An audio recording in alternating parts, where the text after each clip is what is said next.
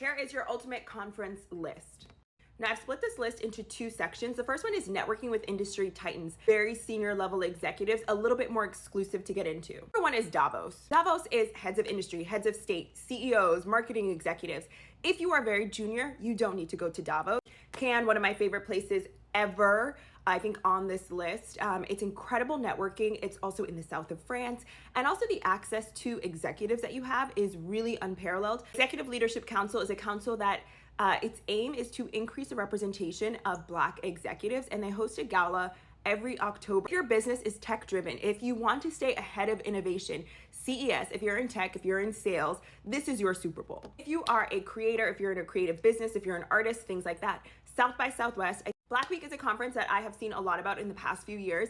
They have amazing panelists, pretty heavy titans of industry, and I think their intention is kind of being an economic forum like a Davos, ex-marketing, ex-people of color. Now for the part of the list that might be a little bit more peer-to-peer networking, there's going to be a lot of events and it'll have more formal recruiting opportunities. So number one is Afrotech. Everyone knows Afrotech, everyone loves Afrotech. I think this is a great conference, particularly if you're in tech or wanting to pivot into tech. AdColor, in my opinion, is great for marketing, sales, folks in the creative industry, and also if you're a little bit more senior, business school conferences. If you can't travel and you don't want to pay, thousands at times for tickets, business schools often have conferences. If you live in a city with a Big 10 business school or like one of the top 10 business schools, check that out. HBS has an amazing one. Congressional Black Caucus, of course.